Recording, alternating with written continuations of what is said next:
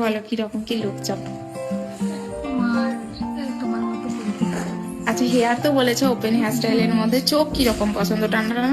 হ্যাঁ, চোখ টানা টানাই হবে। আচ্ছা আর কলকা পছন্দ, ছোটর মধ্যে ভালো লাগবে না। আমিও ঠিক আছে, ড্রেস আপের সাথে ম্যাচ হবে না, ওয়েস্টার্নের সাথে যাবে না। ঠিক আছে, আর লিপস্টিক কি রকম পছন্দ? নিউডের উপর একটু ওমরে টাইপসের আউটলাইন আলাদা? ঠিক আছে, ভালো। লুক কেমন লাগছে? পছন্দ হয়েছে?